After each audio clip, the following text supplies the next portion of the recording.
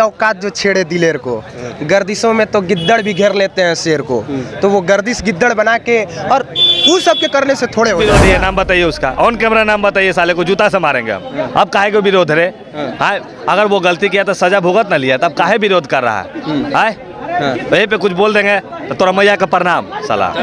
सब शेर है जो झुकने वाला नहीं है, डरने वाला नहीं है, थकने वाला नहीं है। और लोग वेट कर रहे थे इस बात का कि जब वो तमिलनाडु से आएगा तब तक से पूरी तरह से वो टूट गया रहेगा, पर ऐसा हुआ नहीं। वो टूटा नहीं, मुस्कुराता हुआ चेहरा। देखिए मनीष कश्यप कौन सा इलेक्शन लड़ते हैं और किस तरह से टक्कर देते हैं। पर इतना समझ लीजिए कि मनीष कश्यप का जाति वाला अभी हमारे साथ यहाँ मौजूद है कुमार अभिनव जी, जो हमेशा गरीबों की आवाज़ उठाते हैं। तो बिहार, मनीष कश्यप को बिहार में रखा गया है, तो आपको कैसे लगा?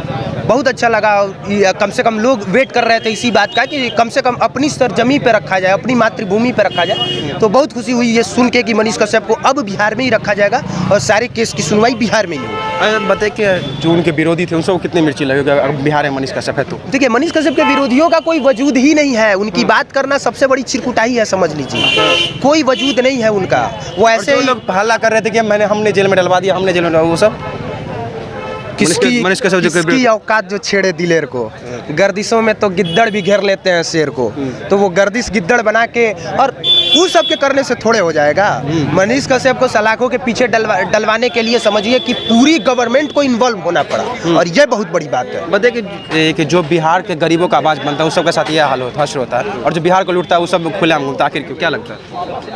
वो देखिए जो लोग वैसे हैं उनका साठ गांठी सीधे वहीं तक है। अब 60 गांठी वहीं तक है तो कहाँ से अंदर चले जाएंगे? और जो व्यक्ति आवाज़ उठा रहा है उससे सरकार को तो दिक्कत होती ही होती है। हालांकि अभी तक से मनीष कश्यप निर्दोष साबित नहीं हुए हैं, पर दोषी भी साबित नहीं हुए हैं। तो वेट कीजिए उस समय का, जब कोर्ट का जजमेंट आएगा इस मुद्दे पे कि उस पर क्या कोर्ट का डिसीजन आया, तब तक हम कुछ भी ऐसा अलर बलर नहीं बोल सकते हैं। अच्छा, मनीष कश्यप से आप लोगों ने मिला या फिर उनको देखा क्या? 4 महीने जो वो तमिलनाडु में रहे, उन्हें क्या फैसिलिटी है, फिर क्या सही में कोई प्रॉब्लम या फिर क्या लगा?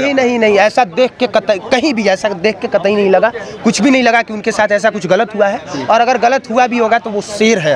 हम लोग बोले थे जिस समय उनको तमिलनाडु ले जाया जा रहा था ना, दहाड़ के गए थे पटना एयरपोर्ट से, और उसी समय हम लोगों ने कहा था कि मनीष कश्यप शेर है जो झुकने वाला नहीं है, डरने वाला नहीं है, थकने वाला नहीं है। और लोग वेट कर रहे थे इस बात का कि जब वो तमिलनाडु से आएगा तब तक से पूरी तरह से वो टूट गया रहेगा, पर ऐसा हुआ नहीं। वो टूटा नहीं, मुस्कुराता हुआ चेहरा लेके आया और उसी तेवर में नजर आया। क्या लगता है आपको कि मनीष कश्यप को फंसाने में किस किस लोगों के हाथ थे? देखिए मैंने बोला ना, अभी तक से ये प्रूफ नहीं हुआ है कि वो दोषी नहीं है, तब तक से हम कुछ नहीं बोल सकते हैं उनको किसी ने फंसाया नहीं फंसाया। पर इतना जरूर जानते हैं कि गवर्नमेंट इसमें इन्वॉल्व थी सीधे तौर पे। अब मनीष कश्यप जो कहे थे कि आने वाले टाइम पर तेजस्वी यादव को मुख्यमंत्री नहीं बनने देंगे, इस पर अब क्या लगता है? वो जब बाहर आएंगे तो कैसे पे अमल करेंगे? बाहर आएंगे तब देखिए मनीष कश्यप कौन सा इलेक्शन लड़ते हैं और किस तरह से टक्कर देते हैं। पर इतना समझ लीजिए कि मनीष कश्यप का जाति वाला वोट बैंक नहीं है, बाकी सभी नेताओं का जातिगत वोट बैंक है। तेजस्वी यादव का भी जातिगत वोट बैंक है, उपेंद्र कुशवाहा का, चिराग पासवान का, जीतन राम मांझी का, नीतीश कुमार का, सबका जातिगत वोट बैंक है। पर अगर मनीष कश्यप चुनाव लड़ते हैं तो उनका जातिगत वोट बैंक नहीं है। जो है वो है, चाहे वो फॉरवर्ड बेल्ट से हो, बैकवर्ड बेल्ट से हो, दलित का हो या पंडित का हो, किसी का भी। बिहार से क्या लगता है? शेर जब जंगल से बाहर निकलता है ना, और बाद वो फिर भैया समझ रहे हैं कि पिंजरा में हलथिन, पिंजरा से होकर जंगल में उतार दिल को, अब उसका कुछ ना हो बुलाओ। अब आगे जो इनको रोका गया तो क्या किया जाएगा?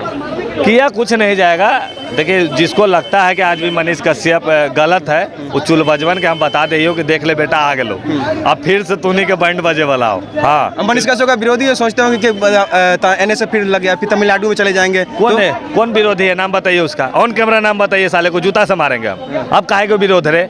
हाँ, अगर वो गलती किया तो सजा भुगत ना लिया, तब काहे विरोध कर रहा है? वहीं पे कुछ बोल देंगे तो तोरा मैया का प्रणाम साला। तो जैसा कि यहाँ पे देख सकते हैं कि यहाँ पे सारे जितने भी यहाँ पे मनीष कश्यप के समर्थक सब है वो आए हुए हैं, और कहीं ना कहीं एक तरह का खुशी है कि अब मनीष कश्यप बिहार से नहीं जाएंगे और मनीष कश्यप जो है बिहार में सजा काटेंगे। ये यहाँ के जज साहिबा का आदेश है, और जब तक अगले आदेश तक उनको यहाँ पे बिहार में रखा जाएगा। आ रहा अंदर है, उसमें मनीष कश्यप के लिए यही है आज की राहत भरी खबर कि माननीय न्यायालय इस बिंदु पर आज ये कि तमिलनाडु में रहेंगे या बिहार में रहेंगे, तो आज ये तय हो गया कि मनीष कश्यप बिहार में ही रहेंगे, तमिलनाडु इनको अब नहीं भेजा जाएगा। यही बातें हैं। और सर क्या लगता है कब तक मनीष कश्यप बाहर निकलेंगे और आम जनता की आवाज़ फिर से बनेंगे? देखिए वो बाहर निकलने में प्रक्रिया में बेल में तो 15-20 दिन का वक्त लगेगा, लेकिन अभी आप ये कह सकते हैं कि उनके लिए जो सबसे बड़ी संकट थी, जेल से ज़्यादा संकट ये था कि तमिलनाडु में भाषा का अंतर, खान पान, माहौल, वहाँ का सब कुछ टोटली डिफरेंट हो जाता है। तो ऐसे में इधर के लोगों के लिए काला पानी की सज़ा की तरह वो हो जाता है। तो उनसे उनको राहत मिला, उस बात को वो अभी जश्न मना रहे हैं कि चलिए हमको कम से कम बिहार में अब रहने दिया जाएगा। बिहार में ये ज़्यादा कंफर्टेबल फील कर रहे हैं, तो यही बात है।